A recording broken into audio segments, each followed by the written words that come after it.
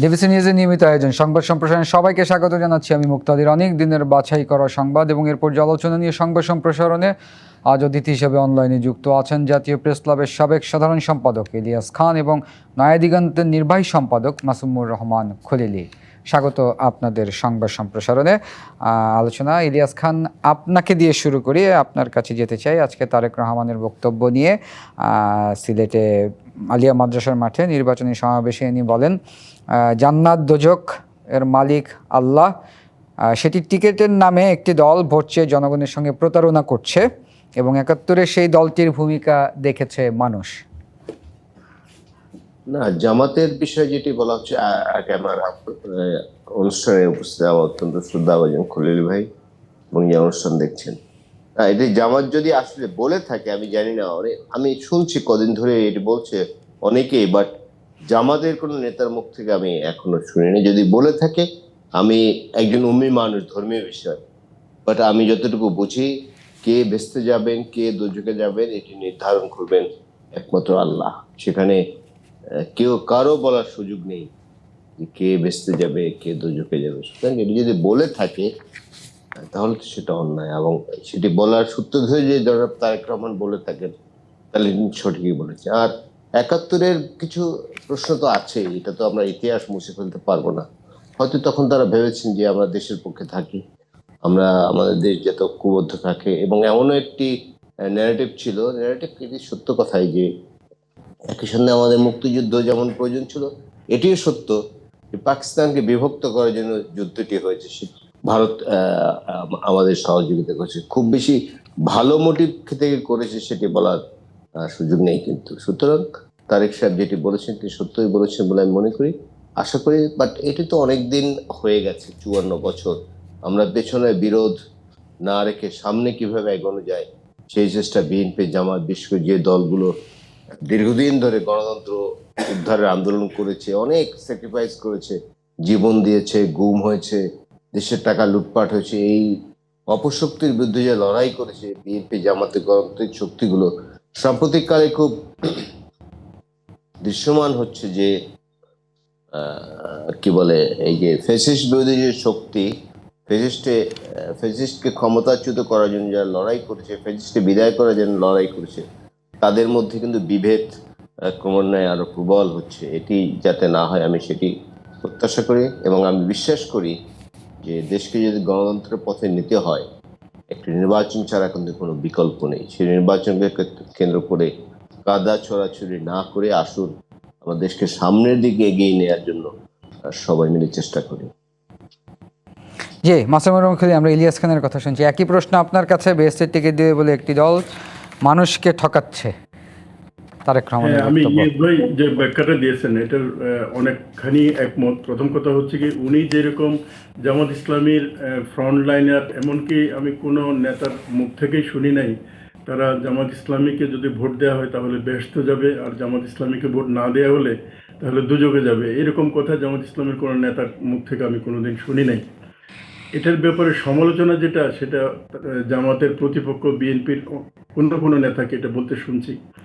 তো আসলে সত্যিকার অর্থে জামাত ইসলামী এবারের যে নির্বাচন, তাদের যে কৌশলের মধ্যে যে পরিবর্তনটা দেখতে পাই, এর আগে তারা অনেক সময় আল্লাহর আইন, সৎ লোকের শাসন, এটাকে মুখ্য স্লোগান বলতো, আর এখন বলছে যে একটা কল্যাণমূলক রাষ্ট্র। তার মানে এক মধ্যপন্থা এবং লিবারেল একটা ফোর্স হিসেবে, রাজনৈতিক দল হিসেবে তারা নিজেদেরকে তুলে ধরতে চাচ্ছে। এই অবস্থায় যদি প্রতিপক্ষ হিসেবে বিএনপি বলে বেহেশত দুজক, এই জিনিসটা আসলে খুব বেশি হয়তো প্রতিপক্ষ হিসেবে কোণঠাসা করার জন্য ব্যবহার হতে পারে, তবে এটা খুব বেশি গঠনমূলক বলে মনে হয় না আর কি। কারণ জামাত ইসলামীর নেতারা যদি সত্যি সত্যি বলতো আর কি দুজক বেহেশত, তাহলে একটা কথা ছিল, কিন্তু এটার তো কোনো প্রমাণ আমরা কোথাও দেখতে পাই না। তা এখন একজন কর্মী সমর্থক যদি কেউ কোনো কথা বলে থাকে, সেটা তো কোনো রেফারেন্স হতে পারে না। এটা গেল একটা।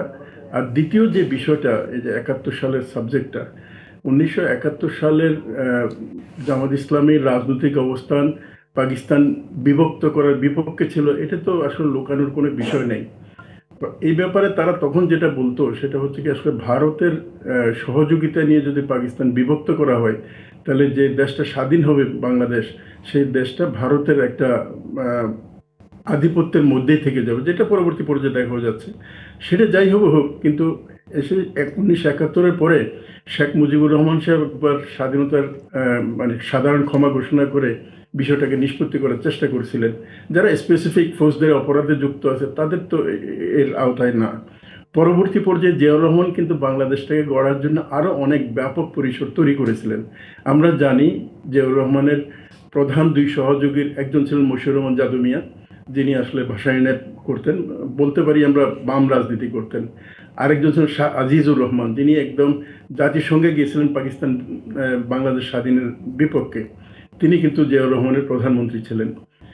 জিয়াউর রহমানের শাসনকালের পরে আমরা বেগম খালেদা জিয়াকে দেখি। বেগম খালেদা জিয়ার আমলে প্রেসিডেন্ট ছিলেন আব্দুর রহমান বিশ্বাস।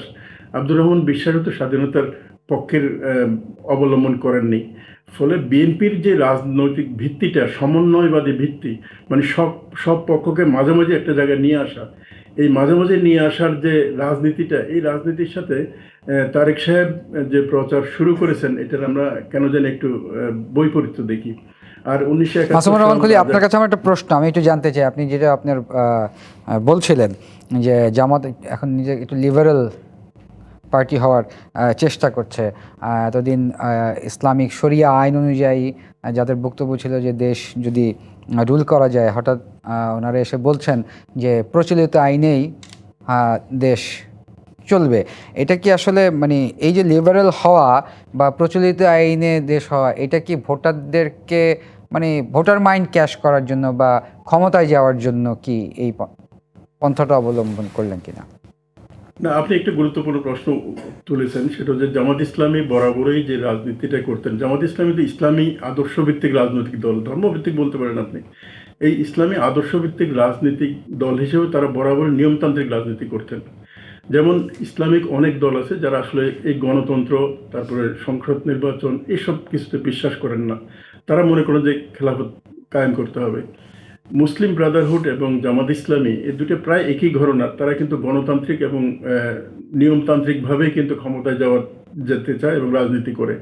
অস্ত্রের রাজনীতি, যেটা আমরা এই যে আইএস, আইসিস এবং অন্যান্য সংগঠনগুলোর ক্ষেত্রে দেখি আর কি, এটা জামাত ইসলামী ওই রাজনীতি আসলে করে না। তো ফলে জামাত ইসলামী বরাবরই লিবারেল ছিলেন।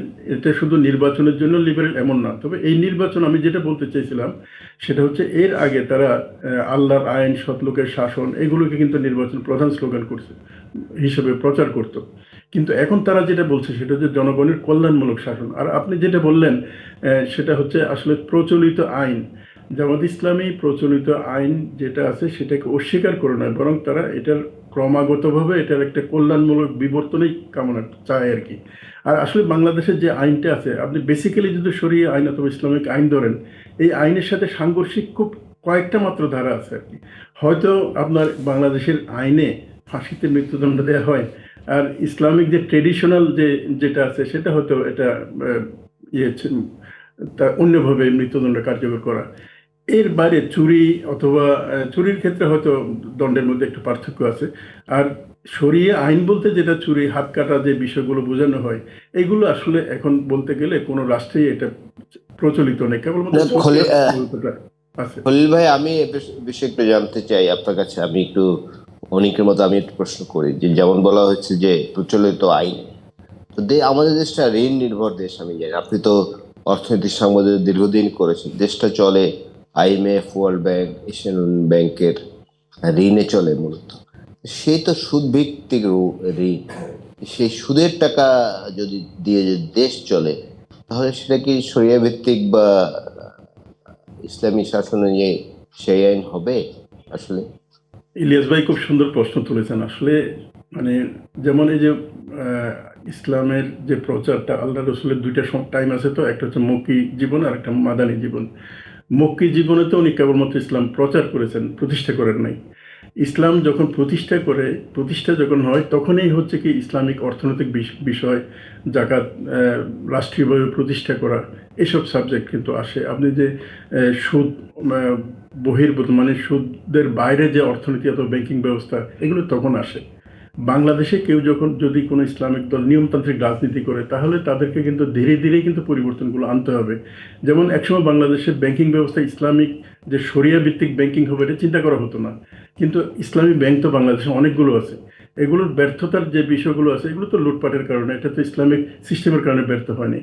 তার মানে বাংলাদেশ ব্যাংক অথবা ব্যাংকিং ব্যবস্থা যেটা আছে শতভাগ হয়তো আপনি একেবারে ইসলামিক বলতে পারবেন না, যেহেতু আমাদের টোটাল ইকোনমিটা হচ্ছে সুদের উপর ভিত্তি করে দাঁড়িয়ে আছে। একইভাবে আসলে রাতারাতি একটা ইসলাম প্রতিষ্ঠা করা, যেটা বিপ্লবের মাধ্যমে রাতারাতি পরিবর্তন, যেমন ইরানে যেভাবে একটা সময় জামাত ইসলাম, যেটা মাসুমুর রহমান খলিলি বলছিল, সৎলোকের শাসন, আল্লাহর আইন, শরিয়া আইন, এখন ইলেকশনের আগে তারা বলছেন যে প্রচলিত আইনেই দেশ চলবে। এতদিনের রাজনীতি বা এই কথার সাথে মানে কনফ্লিক্ট করে কিনা? কনফ্লিক্ট করে, আমি মনে করি অনেক বেশি কনফ্লিক্ট করে। যেমন আমরা যারা ইসলাম ধর্মে বিশ্বাসী, আমরা কিন্তু এক আল্লাহ বিশ্বাসী, কিন্তু জামাত ইসলাম একজনকে নমিনেশন দিয়েছে, তারা বহু ভগবানে বিশ্বাসী, যে হিন্দু ভদ্রলোকে দিয়েছে। এটি কিভাবে খলিল ব্যাখ্যা করবেন বা জামাত নেতৃবৃন্দ, আই ডোন্ট নো। এরকম অনেক বিষয় আছে। ধরুন দেশের অর্ধেক নারী, জামাতে কিন্তু অনেক নারী কর্মীও আছেন, একজন নারীকেও নমিনেশন দেওয়া হয়নি। এসব মিলে একটু তালগোল পাকিয়ে গেছে। এখন কেন জানি মনে হচ্ছে শুধু ক্ষমতায় যাওয়াটাই মুখ্য, নীতি নৈতিকতা দলীয় আদর্শ একটু পেছনে পড়ে গেছে। এটি কিন্তু আমার মনে হচ্ছে। আমি কি একটু বলবো ইলিয়াস ভাইয়ের বিষয়ে? প্লিজ।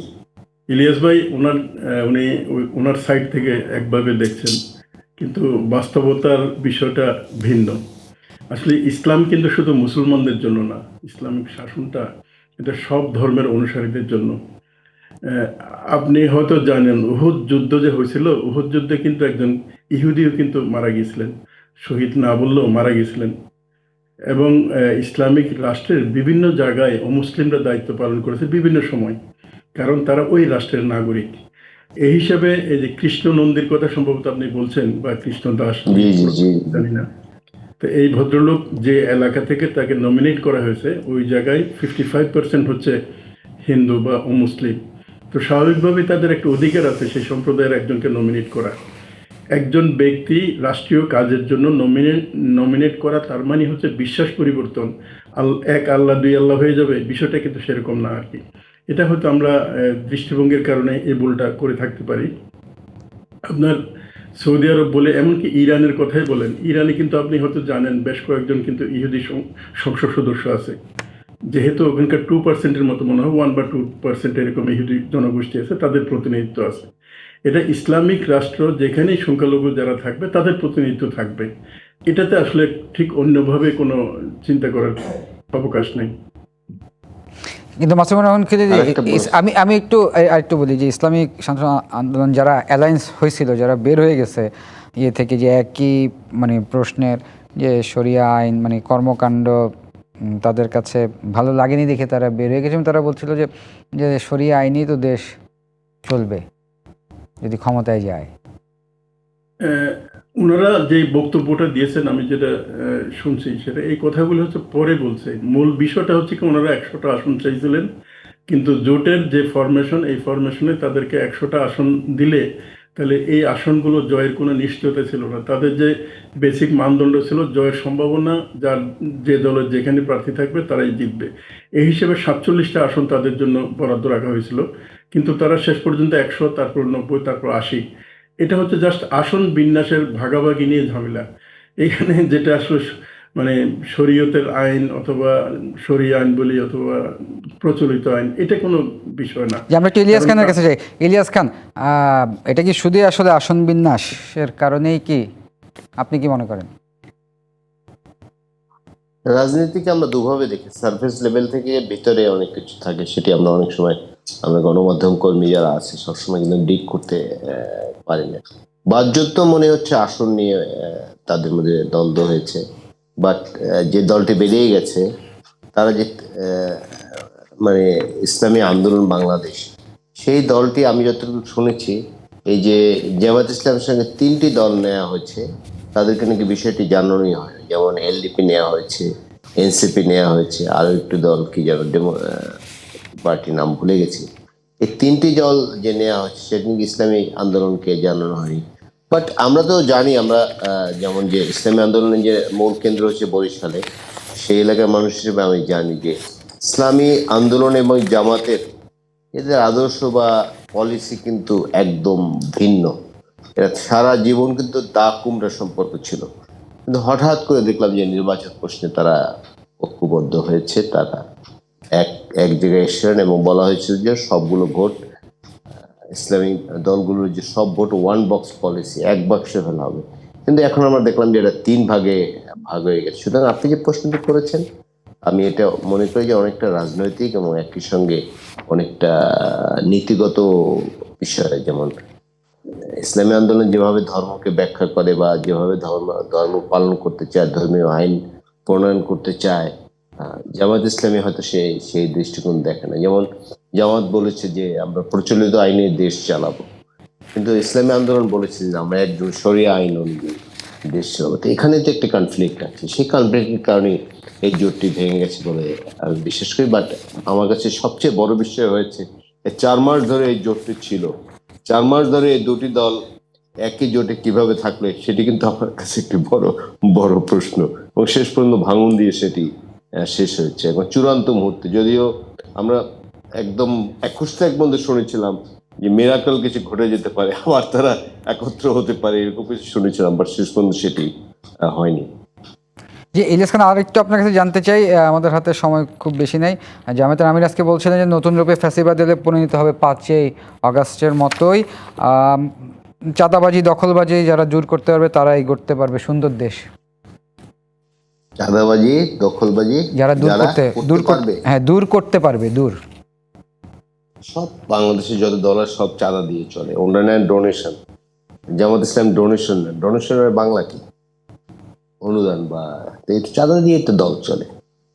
চাঁদাবাজি অভিযোগ তো বিভিন্ন জায়গায় নানাভাবে শুনি আমরা, ফেসবুকের কল্যাণে, গণমাধ্যমের কল্যাণে নানা কিছু নানা সময় দেখি। হয়তো একদল বেশি করে, একদল কম করে, এক এক দলে এক এক ফরম্যাট, সব দল তো এক ফরম্যাট। দলগুলো তো চাঁদা দিয়েই চলে, বা পথে ঘাটে রাস্তায় যাতে চাঁদাবাজি না হয় সেই চেষ্টা আমাদের করা হচ্ছে। এই যে ধরুন আমি বিএনপিকে ডোনেট করলাম, খলিল ভাই জামাতকে ডোনেট করি, না এটা তো এক ধরনের চাঁদা তুলে চলা দল না, তাই না?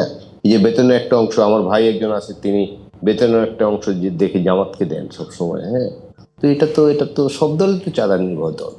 এই আমাদের দেশে এখানে কোত্থেকে টাকা আসে, কিভাবে আসে, ক্লিয়ার পিকচার তো আমরা পাই না কখনো। বুর্জুয়া দলে এটা পাওয়া সম্ভব না। জামাত ইসলামী বুর্জুয়া দল, বিএনপিও বুর্জুয়া দল। সুতরাং এগুলো পরস্পরকে মেলাইন করার জন্য এসব প্রচার করা হচ্ছে, বিশেষ করে ফেসবুকে, অন্যান্য মাধ্যমে বেশি প্রচার করা হচ্ছে। জি, আমরা একটু মাসুম রহমান খলিলের কাছে যাই। হ্যাঁ, আমি ইলিয়াস ভাইকে সম্মান রেখে বলতে চাই, আসলে চাঁদাবাজি এবং অনুদান এক জিনিস না। যেমন আমরা যখন মসজিদে নামাজ পড়তে যাই, একটা বাক্স দেয়, আমার নিজের ইচ্ছে থেকে এখানে চাঁদাটা দেয়।